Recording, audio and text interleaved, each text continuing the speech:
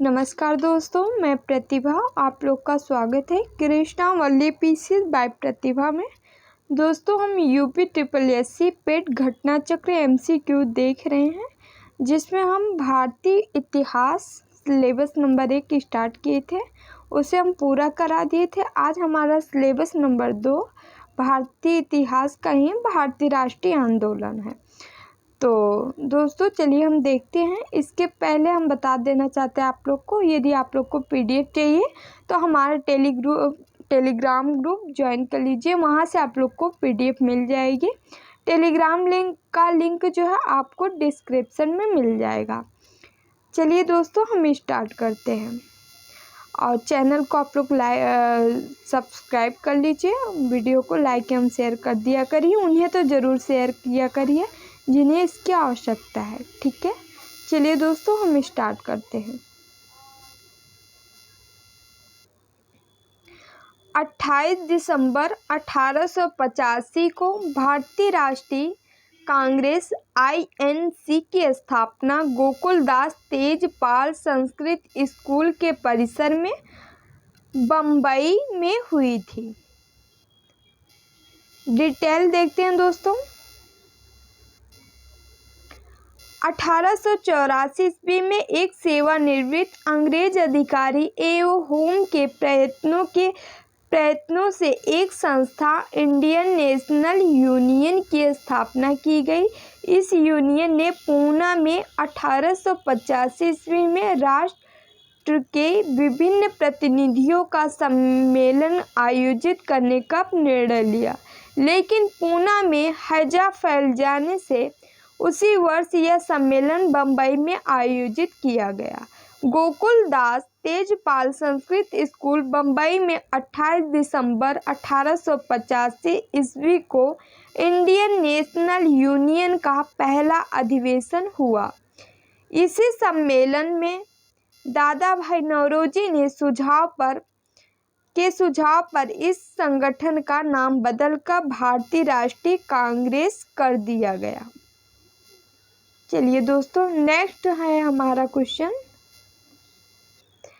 Elon Octavian Hume एक सेवानिवृत्त अंग्रेजी ICS अधिकारी ने वर्ष 1884 में भारतीय राष्ट्रीय कांग्रेस का गठन किया था। अगला क्वेश्चन है, भारत में राष्ट्रगान को संविधान सभा द्वारा कब ग्रहण किया गया था? तो 24 जनवरी 1950 को ग्रहण किया गया था। भारत का राष्ट्रगान जन गण मन, इसके रचयिता रविन्द्रनाथ टैगोर हैं। जन गण मन सर्वप्रथम 27 दिसंबर 1991 1911 को भारतीय राष्ट्रीय कांग्रेस के कलकत्ता अधिवेशन में गाया गया था। इसे गाने में 52 सेकंड लगते हैं। भारत में राष्ट्रगान को संविधान सभा द्वारा 24 जनवरी 1950 को ग्रहण किया गया। 24 जनवरी 1950 को ग्रहण किया गया संविधान सभा द्वारा राष्ट्रगान को। चलिए दोस्तों अगला क्वेश्चन देखते हैं हम। जन गण मन जो भारत का राष्ट्रगान है सर्वप्रथम कब गाया गया था? तो 27 दिसंबर 1911 को गाया गया था। राष्ट्रीय गान सर्वप्रथम कब और कहाँ गाया गया था? तो 27 दिसंबर 1911 कलकत्ता में गाया गया था। अगला क्वेश्चन है दोस्तों, 1916 का लखनऊ समझौता महत्वपूर्ण था क्योंकि इसके बाद कांग्रेस ने किया मुस्लिम लीग के साथ गठबंधन। इसके बाद जो है कांग्रेस ने मुस्लिम लीग के साथ गठबंधन किया था। एक्सप्लेन देखते हैं। 1916 ईस्वी का लखनऊ समझौता महत्वपूर्ण था क्योंकि इसके बाद कांग्रेस ने मुस्लिम लीग के साथ गठबंधन किया था। इस अधिवेशन की अध्यक्षता अंबिका चरण मजूमदार ने की थी। इस अधिवेशन में कांग्रेस के नरम एवं गरम दल एक साथ आए, जिसके लिए तिलक एवं एनी बेसेंट ने अथक प्रयास किए थे। अगला क्वेश्चन है, दिसंबर 1916 में दोनों पक्षों के संयुक्त सत्र में लखनऊ संधि राष्ट्रीय कांग्रेस और मुस्लिम लीग के बीच एक समझौता हुआ। अगला क्वेश्चन है हमारा, महात्मा गांधी द्वारा भारतीय राष्ट्रीय कांग्रेस के कितने अधिवेशनों का सभापतित्व किया था? महात्मा गांधी द्वारा भारतीय राष्ट्रीय कांग्रेस के कितने अधिवेशनों का सभापतित्व किया गया? तो मात्र एक था। कौन सा था वो? बेलगाम वाला। देखते हैं डिटेल। दिसंबर 1924 में गांधी ने बेलगाम कांग्रेस अधिवेशन की अध्यक्षता की थी। इसी अधिवेशन में स्वराज्य नेता कांग्रेस के अभिन्न अंग के रूप में कांग्रेस के नेतृत्व में विधानमंडल में अपना काम करते रहेंगे, इस निर्णय को मंजूरी प्रदान की गई थी।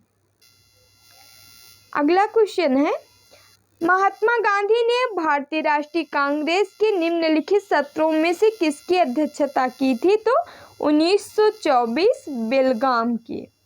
बेलगांव या बेलगाम 1924 1924। अगला क्वेश्चन है दोस्तों, महात्मा गांधी भारतीय राष्ट्रीय कांग्रेस के अध्यक्ष किस वर्ष बने? तो 1924 में 1924। अगला क्वेश्चन है, सुभाष चंद्र बोस 1938 में कांग्रेस पार्टी के अध्यक्ष बने थे। डिटेल देख लेते हैं।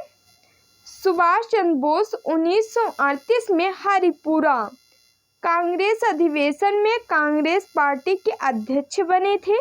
वर्ष 1939 में 1939 में त्रिपुरा अधिवेशन में भी वह कांग्रेस के अध्यक्ष चुने गए थे, लेकिन कुछ मतभेदों के चलते उन्होंने अध्यक्ष पद से इस्तीफा दे दिया था।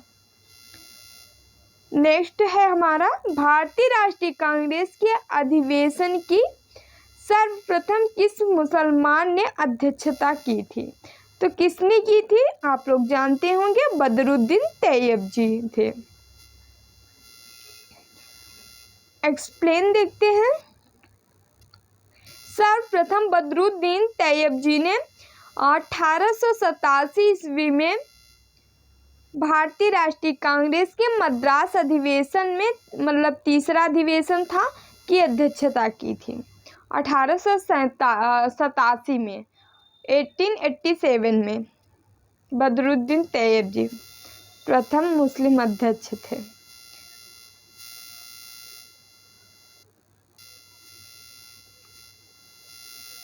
चलिए हम स्वदेशी तथा सविनय अवज्ञा आंदोलन, महात्मा गांधी तथा अन्य नेताओं की भूमिका रही है, इस टॉपिक से देखते हैं जो क्वेश्चन बन रहे हैं, इम्पोर्टेंट भी है।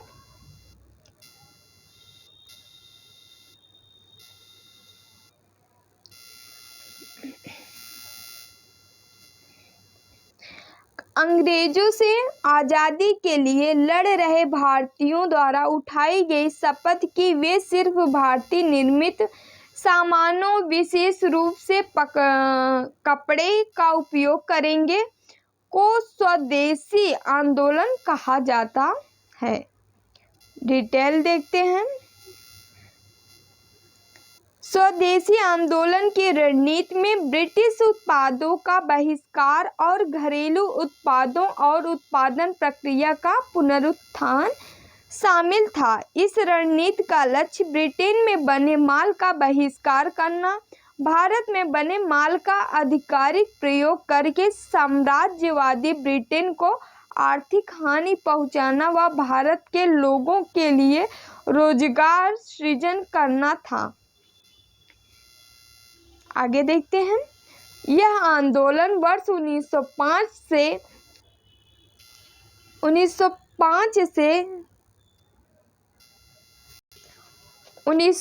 से चला। अरविंद घोष, वीर सावरकर, लोकमान्य तिलक और लाला लाजपत राय स्वदेशी आंदोलन के मुख्य उद्घोषक थे। चलिए दूसरा क्वेश्चन देखते हैं। निम्नलिखित में से किसने बंगाल के विभाजन 1905 के विरोध में आंदोलन का नेतृत्व किया था? तो किसने किया था? सुरेंद्र नाथ बनर्जी थे। सुरेंद्र नाथ बनर्जी जी ने किए थे। डिटेल देखते हैं दोस्तों।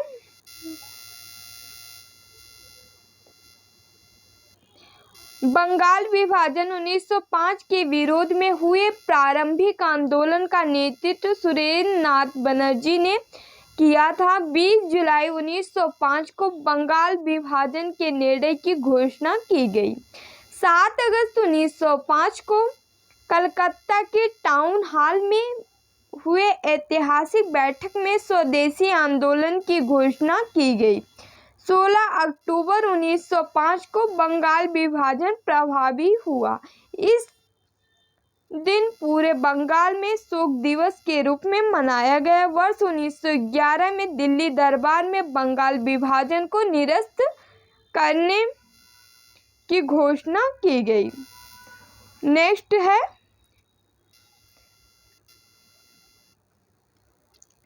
गांधी जी ने जून 1904 में डरबन के बाहर फिनिक्स बस्ती नामक एक सामुदायिक क्रियाशील मठ की स्थापना की। डिटेल देखते हैं। गांधी जी ने दिसंबर 1904 में डरबन दक्षिण अफ्रीका में फिनिक्स आश्रम की स्थापना की। फिनिक्स महात्मा गांधी द्वारा स्थापित प्रथम आश्रम था। गांधी ने दक्षिण अफ्रीका में 1894 में 1894 ईस्वी में नटाल इंडियन कांग्रेस की स्थापना की थी। अगला क्वेश्चन है दोस्तों, महात्मा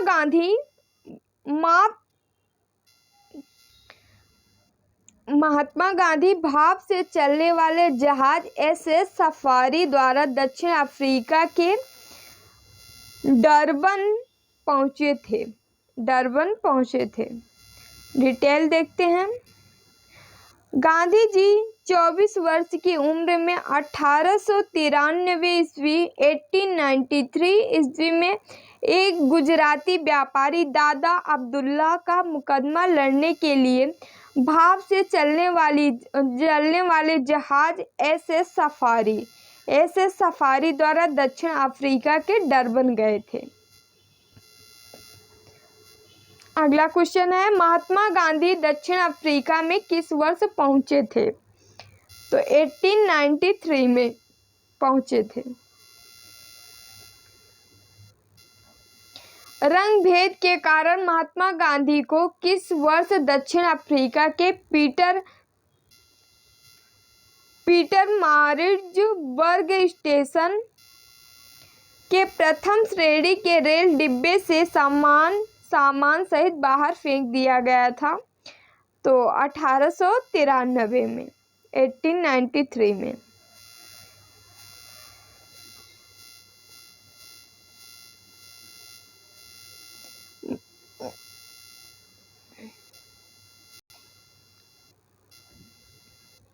महात्मा गांधी 1893 ईस्वी में दक्षिण अफ्रीका गए थे। डरबन में एक सप्ताह रुकने के बाद प्रिटोरिया के लिए रवाना हुए और उसके बाद 31 मई 1893 को रास्ते में उन्हें अपमानित किया गया और पीटरमारिट्जबर्ग रेलवे स्टेशन पर रंग भेद के कारण प्रथम श्रेणी के रेल डिब्बे रेल डिब्बे से सामान सहित बाहर फेंक दिया गया था।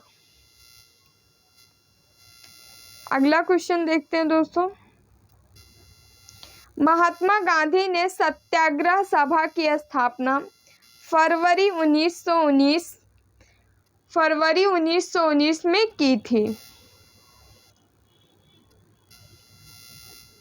डिटेल देखते हैं। महात्मा गांधी ने रॉलेट एक्ट या काला कानून के विरोध में 24 फरवरी 1919 को सत्याग्रह लीग की स्थापना की। गांधी जी इसके अध्यक्ष तथा वीजी हनीमैन उपाध्यक्ष थे। गांधी जी अध्यक्ष थे और वीजी हनीमैन उपाध्यक्ष थे। अगला क्वेश्चन देखते हैं। महात्मा गांधी ने अपनी निम्न पुस्तकों में से किसमें ब्रिटिश पार्लियामेंट को बाझा और बेश्या कहा था? तो कौन सी पुस्तक थी? तो यही थी हिंद स्वराज। हिंद स्वराज को बाझ एवं वेश्या की संज्ञा दिए थे।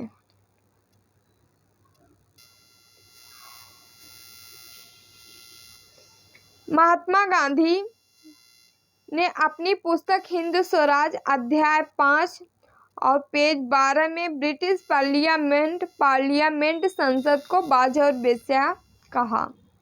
महात्मा गांधी ने निम्नलिखित में से किसे अपना राजनीतिक गुरु माना? तो किन्हें माना था? तो यही थे गोपाल कृष्ण गोखले जी।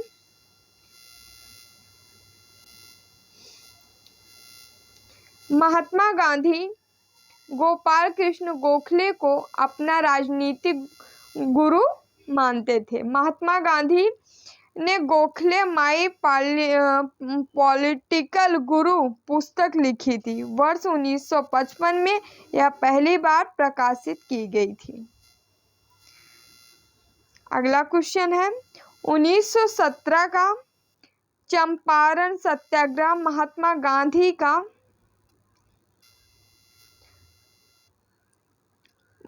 गांधी का यह जो है पहला सत्याग्रह था और भारतीय स्वतंत्रता आंदोलन में एक बड़ा विद्रोह भी था। कौन? तो चंपारण सत्याग्रह। अगला क्वेश्चन देखते हैं। अप्रैल 1917 को बिहार के चंपारण में किसानों के एक हक के लिए शुरू किया गया सत्याग्रह भारत में महात्मा गांधी का पहला सत्याग्रह था। इस सत्याग्रह से महात्मा गांधी सहित ब्रज किशोर प्रसाद, राजकुमार शुक्ल, संत राउत, राजेंद्र प्रसाद, नारायण सिन्हा, राम नवमी प्रसाद, आचार्य कृपलानी, डॉक्टर अनुग्रह नारायण सिंह, महादेव देसाई आदि जुड़े थे। कई लोग जुड़े थे, तो नाम एक बार आप लोग देख लीजिए। 1917 में चंपारण सत्याग्रह किस राज्य में प्रारंभ किया गया? तो बिहार में प्रारंभ किया गया। महात्मा गांधी किस अमेरिकी जीवनी लेखक ने लिखा था कि असहयोग भारत और गांधी जी के जीवन में एक युग का नाम बन गया है? लुई फिशर ने। डिटेल देखते हैं। महात्मा गांधी के अमेरिकी जीवनी लेखक लुई फिशर ने लिखा है कि असहयोग भारत और गांधी जी के जीवन के एक युग का ही नाम बन गया। असहयोग शांति की दृष्टि से नकारात्मक किंतु प्रभाव की दृष्टि से बहुत सकारात्मक था। इसके लिए प्रतिवाद, परित्याग और स्व अनुशासन आवश्यक थे। यह स्वशासन के लिए एक प्रशिक्षण था।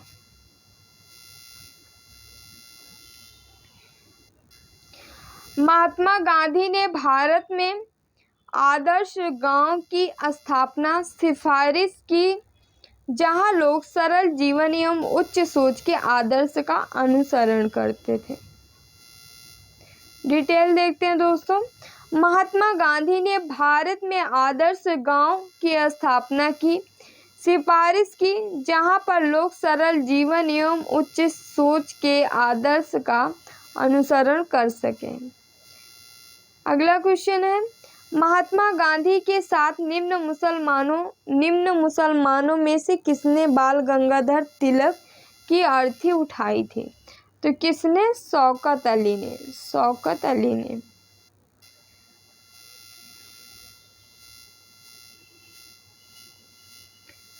डिटेल देखते हैं। बाल गंगाधर तिलक की मृत्यु 1 अगस्त 1920 को हुई थी। उनकी अर्थी को कंधा देने वालों में महात्मा गांधी के साथ डॉक्टर किचलू, शौकत अली एवं अन्य लोग थे। डॉक्टर किचलू और शौकत अली और एक महात्मा गांधी थे और अन्य कोई था। याद रखिएगा, डॉक्टर किचलू और महात्मा गांधी भी थे। डॉक्टर किचलू भी थे, हो सकता है आ जाए क्वेश्चन, कई बार आया है। UPSSC में भी आया है, PCS में भी 2 बार आया है। असहयोग आंदोलन किस सन में प्रारंभ हुआ था? तो 1920 में, 1920 में।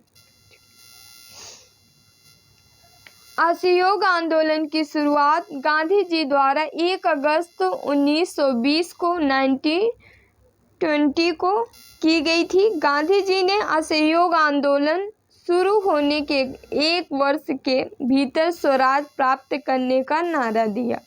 असहयोग आंदोलन के दौरान ही मोतीलाल नेहरू, लाला लाजपत राय, सरदार वल्लभ भाई पटेल, जवाहरलाल नेहरू, राजेंद्र प्रसाद न्यायालय का बहिष्कार कर आंदोलन में कूद पड़े थे। अगला क्वेश्चन देखते हैं।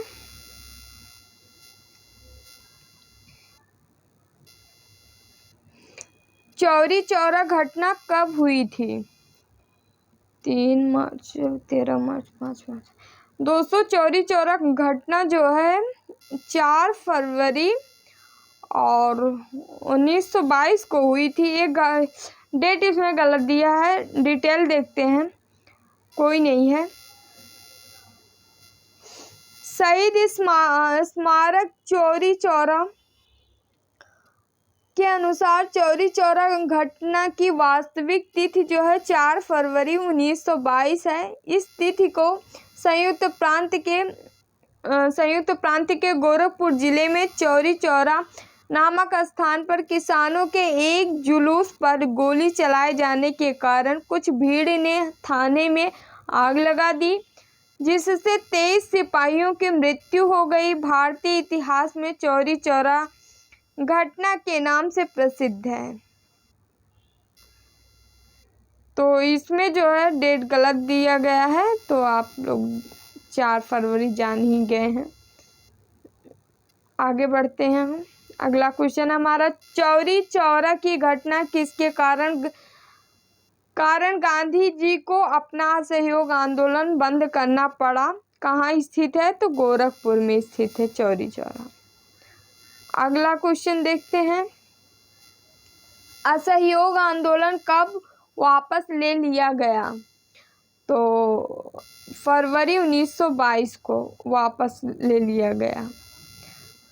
डिटेल देखते हैं। 4 फरवरी 1922 को गोरखपुर के निकट चौरी चौरा कांड हुआ था, जिसके कारण गांधी जी ने 12 फरवरी 1922 को बरदौली में कांग्रेस वर्किंग कमेटी की बैठक बुलाकर असहयोग आंदोलन स्थगित करने की घोषणा की। अगला क्वेश्चन देखते हैं दोस्तों, सविनय अवज्ञा आंदोलन का मुख्य उद्देश्य क्या था? सविनय अवज्ञा आंदोलन का मुख्य उद्देश्य क्या रहा है? तो देखते हैं। नमक कर के विरुद्ध था। सविनय अवज्ञा आंदोलन का मुख्य उद्देश्य नमक कर के विरुद्ध रहा है।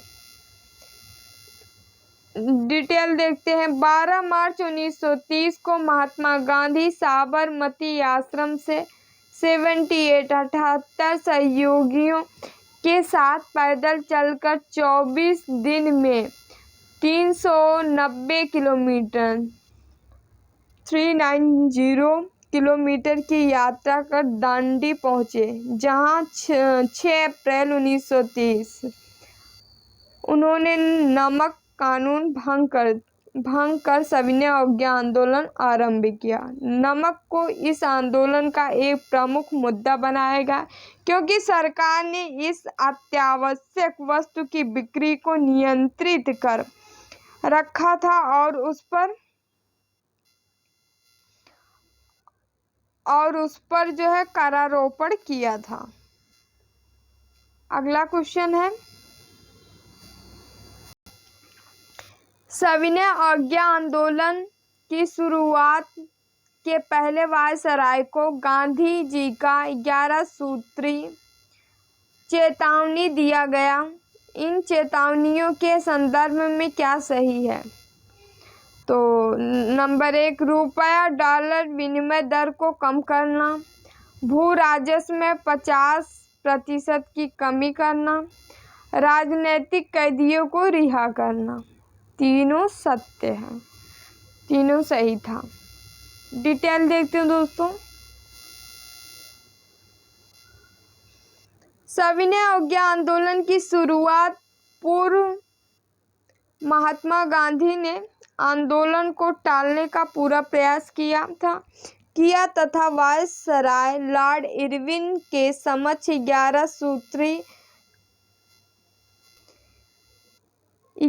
सूत्री मांग पत्र रखा। इसमें मुख्यतः सेना के खर्च तथा सिविल सेवा के वेतनों में 50% कटौती, पूर्ण शराबबंदी, राजनीतिक कैदियों की रिहाई, रुपये की विनिमय दर कम करना, लगान में 50% कटौती तथा नमक पर सरकारी इजारेदारी एवं नमक कर को समाप्त करना आदि मांगें शामिल थी। इन मांगों को सरकार ने मानने से इनकार कर दिया गया। सरकार के द्वारा मानने से इनकार कर दिया गया इन मांगों को। चलिए अगला क्वेश्चन देखते हैं। निम्नलिखित में से कौन से महत्वपूर्ण व्यक्ति ने सभी तीनों गोलमेज सम्मेलन में भाग लिया था? तो BR अम्बेडकर ने लिए थे। डिटेल देखते हैं।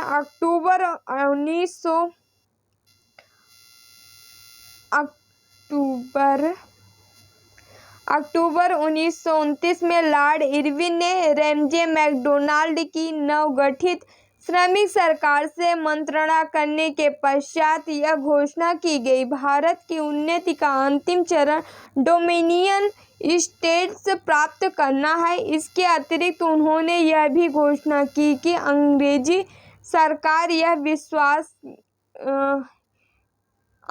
सरकार ने यह निश्चय किया है कि साइमन आयोग की रिपोर्ट पर विचार विमर्श के लिए लंदन में गोलमेज कॉन्फ्रेंस का आयोजन किया जाएगा। इसी परिप्रेक्ष्य में लंदन में 3 गोलमेज सम्मेलन आयोजित किए गए। प्रथम गोलमेज सम्मेलन 12 नवंबर 1930 से 19 जनवरी 1931 तक। द्वितीय गोलमेज सम्मेलन 7 दिसंबर 1931 से 1 दिसंबर 1931 तक। पहला गोलमेज सम्मेलन 12 नवंबर 1930 से 19 जनवरी 1931 तक और दूसरा 7 सितंबर से 1931 से 1 दिसंबर 1931 तक। और तृतीय गोलमेज सम्मेलन 17 नवंबर 1932 से 24 दिसंबर 1932 तक। डॉक्टर भीमराव अंबेडकर ने तीनों गोलमेज सम्मेलन में भाग लिया। महात्मा गांधी ने कांग्रेस के प्रतिनिधि के रूप में केवल द्वितीय गोलमेज सम्मेलन में भाग लिए थे। अगला क्वेश्चन है, निम्नलिखित में से किसने सभी तीनों गोलमेज सम्मेलन में भाग लिया? तो किसने लिए? तो BR अम्बेडकर ने लिए थे, अम्बेडकर जी ने लिए थे। चलिए, क्रांतिकारी आंदोलन तथा उग्र राष्ट्रवाद का उदय देख लेते हैं दोस्तों। तो इसमें पहला क्वेश्चन है हमारा,